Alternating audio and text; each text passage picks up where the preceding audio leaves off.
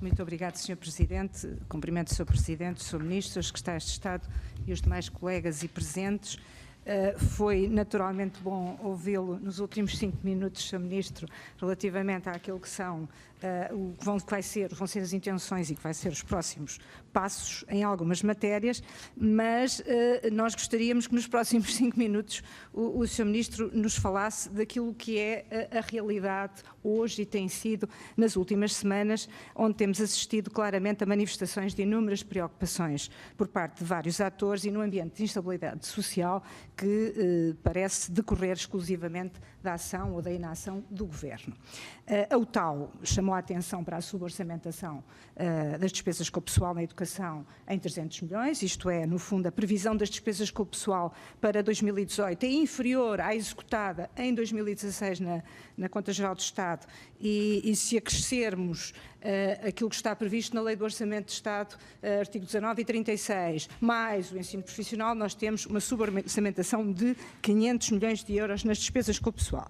O investimento em bens de capital é curioso porque o Sr. Ministro falar do 2017 e do 2020, eu falaria do 2017 e do 2017 e do 2013 em termos de investimento de bens de capital, é o menor dos últimos 6 anos, é 1/3.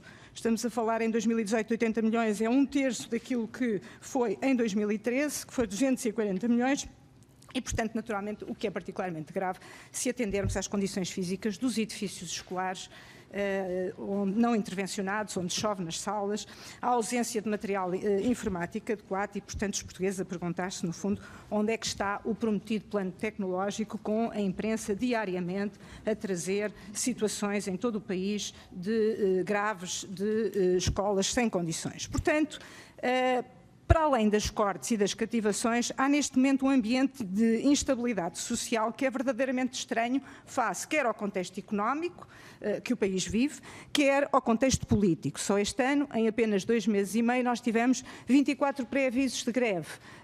Tínhamos tido um número maior, era 15 pré-avisos de greve em 2011, dos quais 10 foram na educação. Assistimos na última semana ao encerramento de centenas de escolas, o que naturalmente afetou o ritmo de aprendizagem dos alunos e, ainda que estejamos numa época de tréguas pascais, a mensagem que nos é transmitida pelos professores é de total desilusão. Aliás, professores do PS perplexos com a posição do Governo, socialistas da CGTP dizem que não há boa-fé negocial relativamente ao tempo de serviço. Isto é algo que os professores em Portugal, até os do PS, estão desencantados e, portanto, é algo que só quem não vive neste país é que não tem essa consciência. Acima de tudo, os professores sentem-se enganados.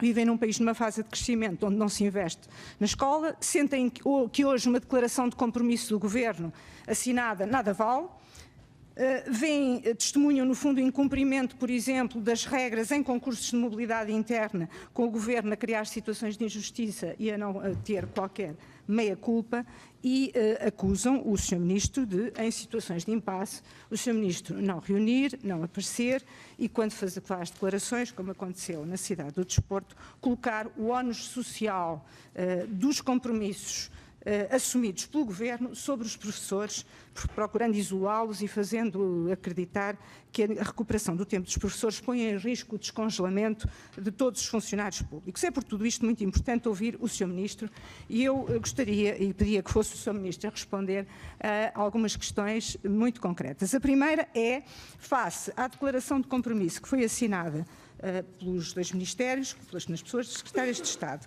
e pelas 11 forças salariais, sindicais, em que é assumido o compromisso da recuperação, no ponto 5b, da recuperação do tempo de serviço, perguntar o que é que mudou durante o processo negocial, isto é, o que é que mudou desde novembro até 12 de março.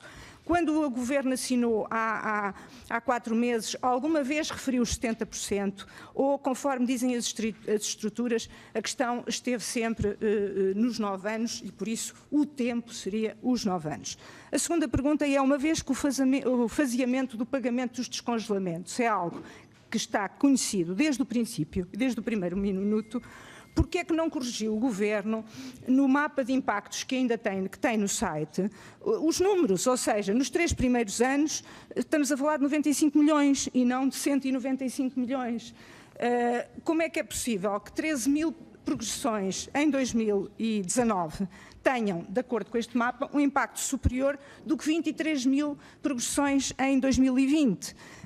Ainda relativamente à declaração de compromisso, a questão colocada ao Sr. Ministro é porque é que o Governo ainda não iniciou o processo de discussão relativamente às questões relacionadas com o envelhecimento dos professores e com os horários, que está prevista e que os professores se queixam que não foi ainda iniciado. Muito obrigado, Finalmente, Sra. relativamente aos concursos de mobilidade, eu gostava só de saber se o Sr. Ministro, e peço desculpa, é só mesmo para concluir, se, havendo a apreciação prevista para dia 13 de abril parlamentar, se o Sr. Ministro pretende, mesmo assim, abrir o concurso antes daquela data. Muito obrigada, Sr. Presidente.